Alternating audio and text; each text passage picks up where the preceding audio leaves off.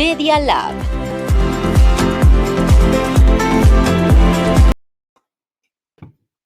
Hola, ¿cómo están? Bueno, aquí seguimos con el programa y hoy con un invitado muy especial. Tengo aquí conmigo el ingeniero Washington Delgado López. Él es director de Radio Forever, una de las radios emblemáticas en nuestro país, en Ecuador y en Guayaquil. Y estamos justamente hoy para hablar, pues, luego de estos 12, 13 días intensos, acerca de todos los desafíos que implicó para los medios de comunicación hacer la cobertura de esta crisis, porque sí es cierto, nosotros como país hemos tenido muchas crisis, ¿no? Hemos visto muchas situaciones que quizás en otros países no son tan comunes, pero ocurre que ahora los medios tuvieron también que convivir con el tema digital. ¿Cómo ve todo esto en la receta de la crisis que se tuvo que hacer como cobertura en los medios de comunicación ecuatorianos? Sí, yo sí quisiera un poquito dividir la parte Ujú. de los medios tradicionales, como nos Exacto. llaman, ¿no? Ujú. Desde el año 2013 en que está vigente la ley de comunicación, se ha tenido mucho cuidado en dividir lo que es información y lo que es No. opinión. Pero yo creo que en esta ocasión se ha demostrado como que más peso se le da a la información.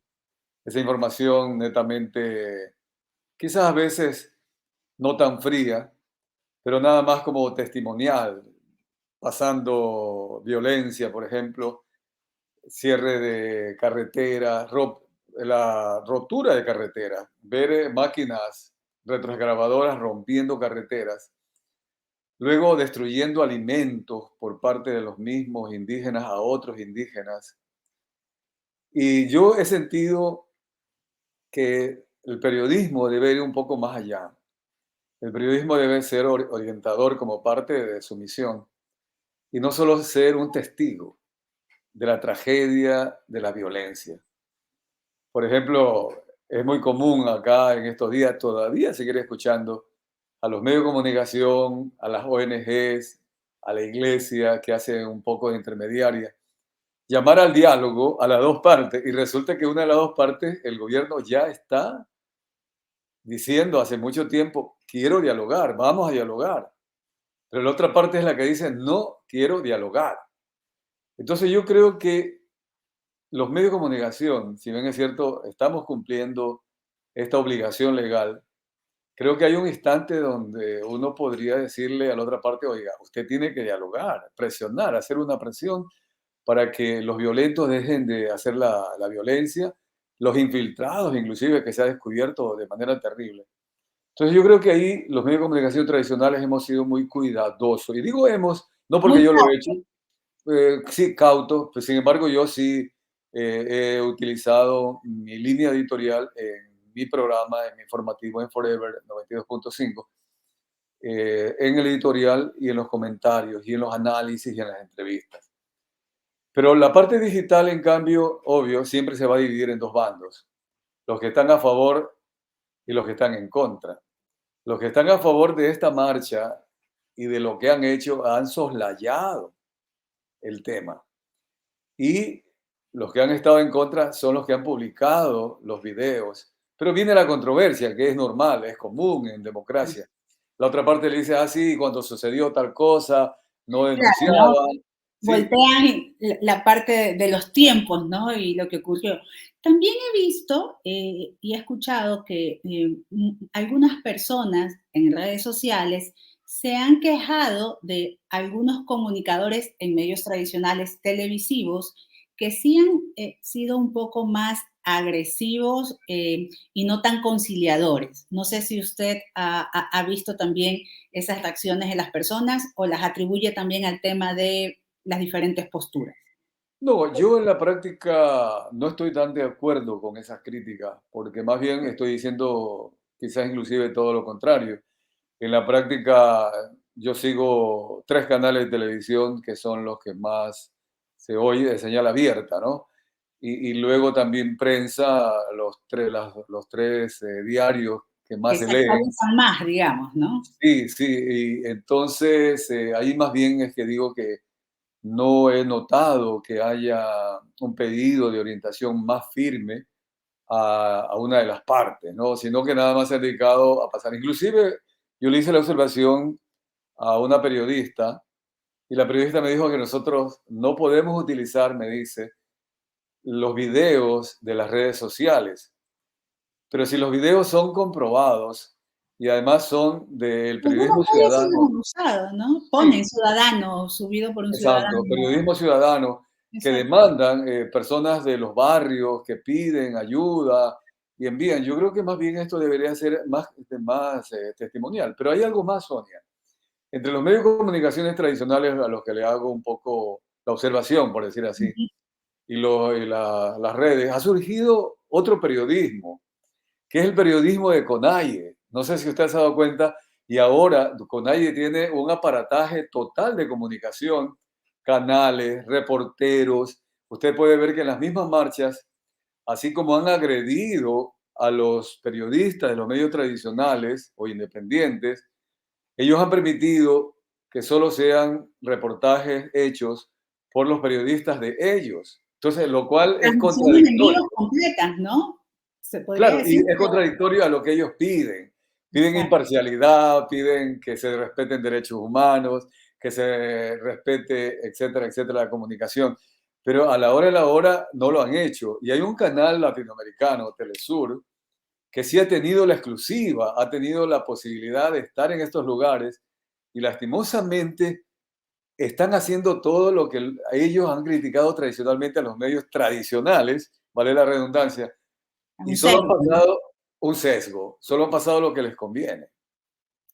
Y quizás usted cree que a nivel de los ciudadanos y a nivel también del gobierno, quizás no se detectó todo este aparataje que tenían por parte de la CONAIE y eso un poco también contribuyó a una confusión inicial, ¿no? Nadie se esperaba el volumen de información que iba a salir y tampoco se esperaban que en esta ocasión haya habido un rechazo tan fuerte a los medios de comunicación y sus reporteros. O sea, eso nunca, que yo recuerde, se ha visto, este tema de un Pero, ataque pero sistemático bueno, son rechazos, pero de las personas, los involucrados, los de los manifestantes. involucrados. Exacto, Claro, es el porque más rechazo de bien los la involucrados. ciudadanía cada día incrementa el rechazo a la forma de protestar. Es Y la decir, violencia hacia los periodistas también, ¿no? Porque claro, siempre se estimaba que el periodismo, los periodistas en cobertura es casi como los miembros de la Cruz Roja, ¿no? eran intocables. Son intocables, pero hemos visto que no importaba si eran hombres o mujeres. O sea, Así es. a una reportera justamente de la televisión de la Universidad Católica, que usted sabe que igual muchos son chicos que están haciendo parte de sus prácticas y sus pininos en periodismo, la Ujú. rodearon. O sea, que yo siempre decía, "Ah, quizás van a mandar mujeres para suavizar el tema", y cuando vi cómo la rodearon, dije, no, o sea, tampoco es un tema de género que se está No, para nada. No, respetando, ¿no? y es más, si usted ha podido notar, inclusive Human Rights Ujú, International, que es hasta le financia a estas organizaciones gremiales y el tema, y los defiende mucho en tema de derechos humanos. Además de que también acá ha habido contribuciones monetarias de estas organizaciones internacionales. Ya, ellos mismos se dieron cuenta cuando los agredieron. Y yo me pregunto si es que ellos los habían identificado o no, que era Human Rights, al punto que como tienen para Latinoamérica en Bogotá, la matriz, ellos ujú. consultaron y de la matriz les dijeron, mire, retírense. Y publicaron en Twitter por qué se iban del Ecuador. Ah, Entonces yo les dije, bueno, que fueran un poco más, si se quiere, profesionales y dijeran quiénes los habían agredido. Y en claro. media hora después sí publicaron. ¿Y qué denunciaron? Dice, nos vamos porque los manifestantes, además de ser agresivos y violentos, y ellos mismos denuncian que han tenido armas de fuego, Sí, bombas se han molotov limitado. y armas blancas. Entonces, usted tocó algo, si el gobierno se dio cuenta o no se dio cuenta. Mire, yo le quiero decir algo. Esto definitivamente estaba preparado. Y segundo, no era lastimosamente la intención solo por los 10 puntos. Por eso es que nosotros, los periodistas, nos dedicamos en lo que es comunicación política, que usted conoce mucho, nos dedicamos a analizar los hechos y comenzamos con los 10 puntos de la demanda. Y Exacto. veíamos que esos 10 puntos, en su mayoría, eran generalistas, que no eran viables porque no puede irrespetarse la Constitución. Por ejemplo, prohibir la minería, Exacto. decirle a un banquero privado no cobre las deudas durante o las acreencias durante un año, va en contra de la ley, en contra de la Constitución. Pero nos dedicamos a eso, nos dedicamos a las entrevistas, las opiniones, los editoriales, pero ya hace 2 días se reveló que lo que Exacto. realmente querían era sacar de funciones al presidente Guillermo Lazo. Allí, ¿qué hace el periodismo? El periodismo imparcial se confunde porque a debajo de lo que vemos hay dos agendas. La agenda de la manipulación y la agenda política, la manipulación de la comunicación y la política. Y para concluir esta parte, Sonia, yo he entrevistado al ministro del Interior y a otros ministros y a expertos en seguridad y me dicen que en la época de Rafael Correa se debilitó el sistema de inteligencia y resulta que todavía se lo está tratando de fortalecer. Al parecer no se dieron cuenta porque es evidente que aquí están presentes inclusive hasta extranjeros. Entonces nos tomó de Pero hemos sorpresa. visto muchas imágenes, ¿no? Inclusive en tomas violentas, que los que hablan se les ve un acento que no es pues de las comunidades, ¿no? Se Sí, nota el tema. sí. Y aquí bueno, también quería consultarle algo.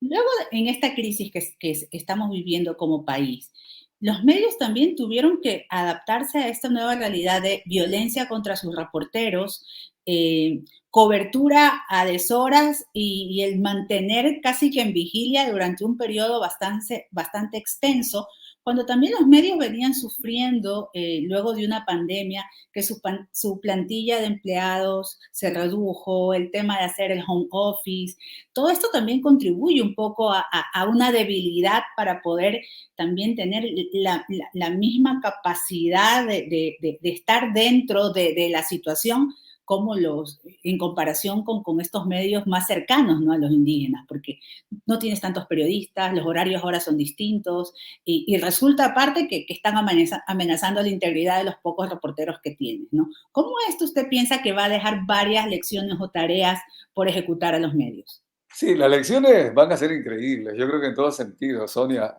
vamos, yo mismo he aprendido tanto, tanto en estos días a no engañarme inclusive, o a no dejarme engañar. Y yo sí fui parte de los que fuimos engañados al comienzo.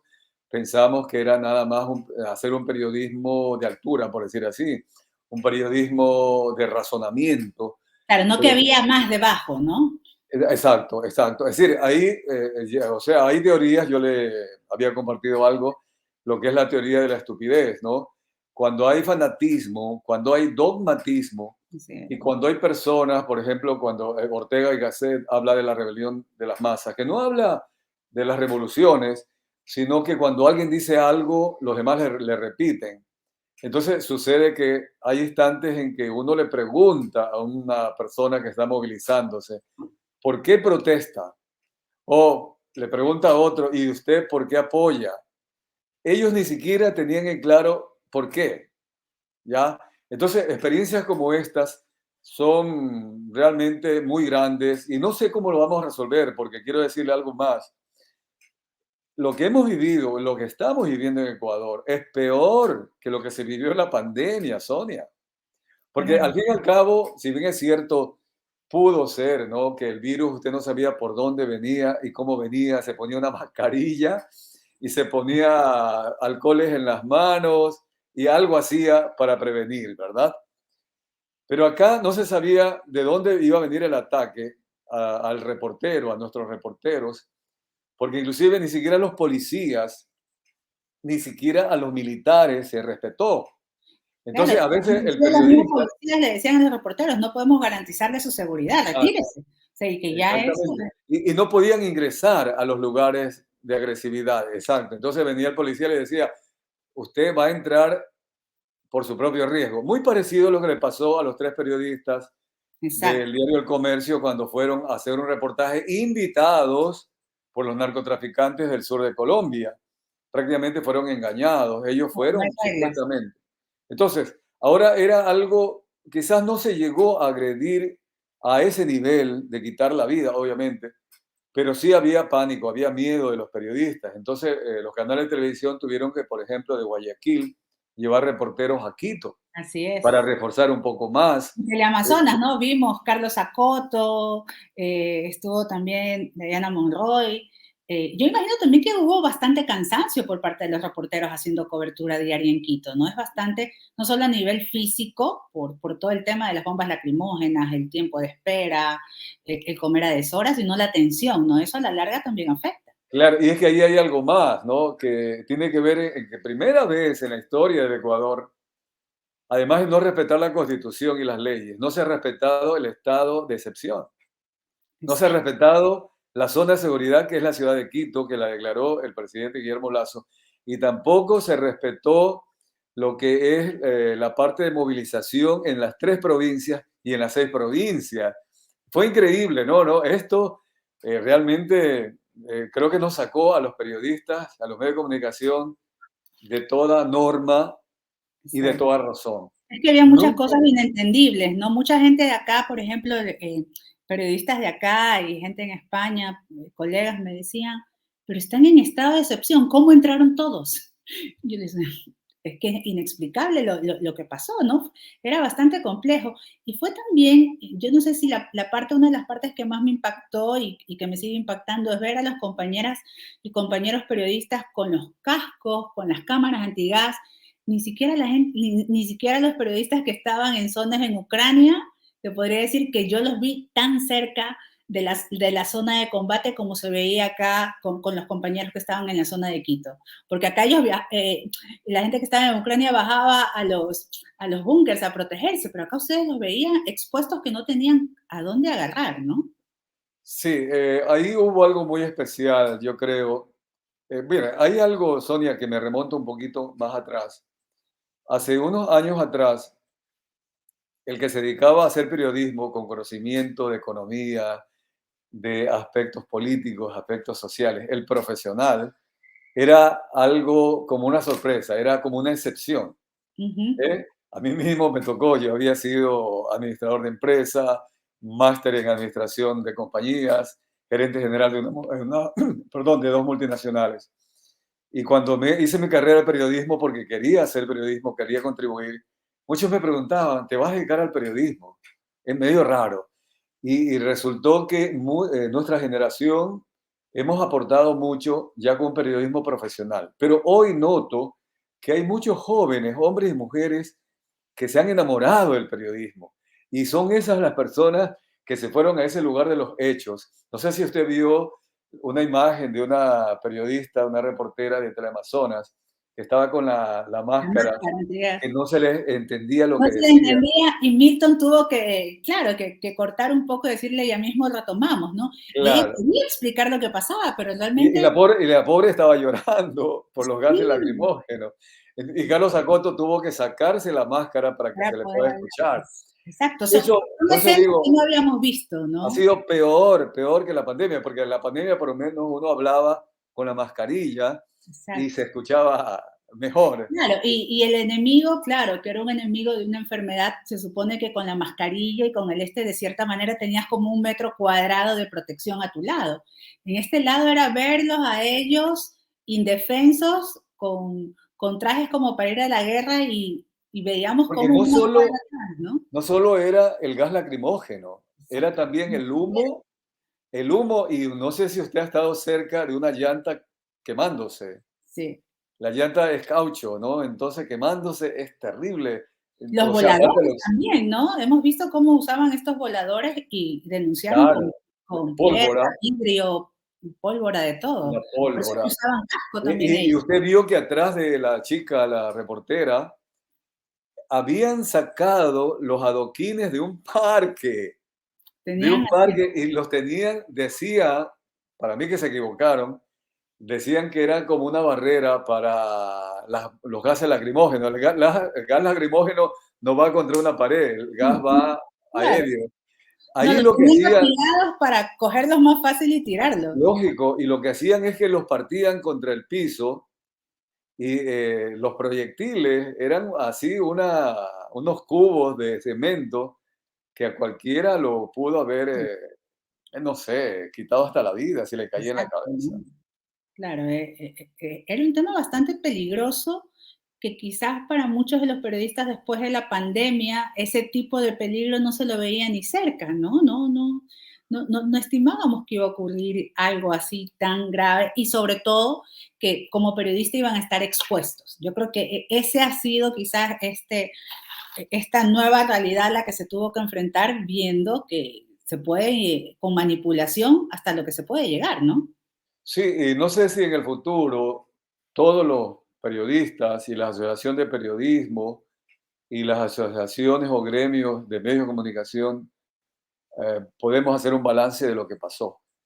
Porque yo sí creo que, y por eso es que yo me desesperé un poquito en cierto instante, lo decía al aire por mi radio, que por qué invitar al diálogo a las dos partes si uno de los dos dice, ya, yo quiero dialogar. ¿Y por qué no hacer espacios, por lo menos, de editorial, en donde se pasen estas imágenes de tal manera que la ciudadanía se dé cuenta? Porque sí creo que se dio cuenta la ciudadanía. Yo tengo los datos de Sedatos. El 21 de junio, cuando se cumplieron los 10 días, dijeron, el 73% dijeron, no estoy de acuerdo con la forma de protestar. Y ya a 2 días después, el día 23, es el 80%. Entonces, Sonia, yo creo, y le voy a decir así, de una manera, yo creo, un poco dramática, si el 80% de los ciudadanos se dio cuenta que así no es la forma de protestar, así no es la forma de reivindicar de derechos, yo creo que los medios de comunicación debemos también escuchar a ese 80%, Sonia.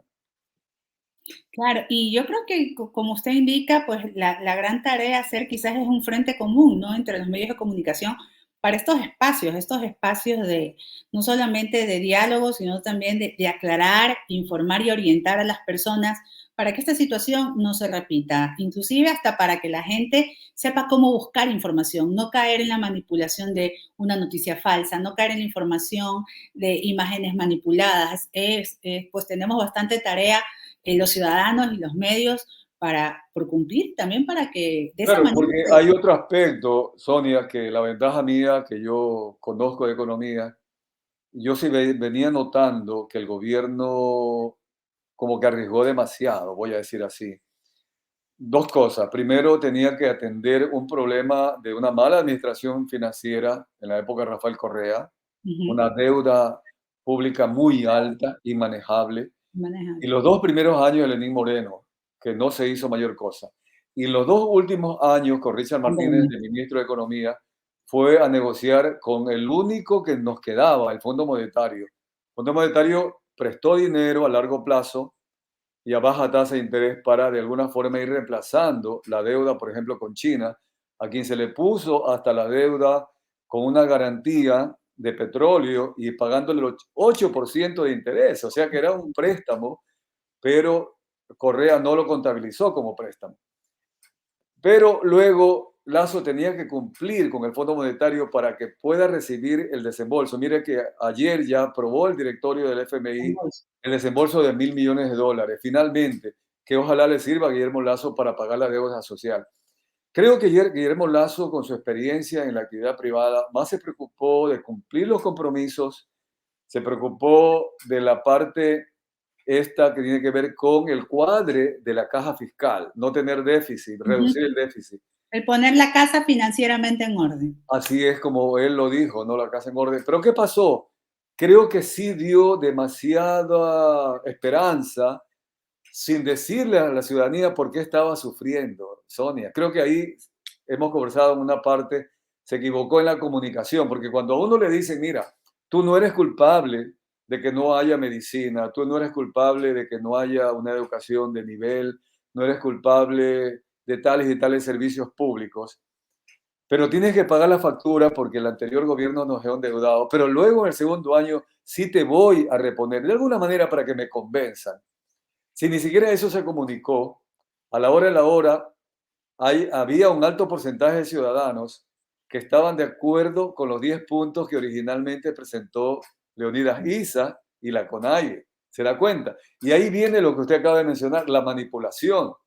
Porque una cosa era la demanda de los 10 puntos y otra cosa era la verdadera intención de no dialogar para llegar al golpe de Estado o lo que está pasando ahora en la Asamblea Nacional, en donde han pedido la destitución del presidente. Y que eso Entonces, todavía nos Sonia, tiene un poco en vilo, ¿no?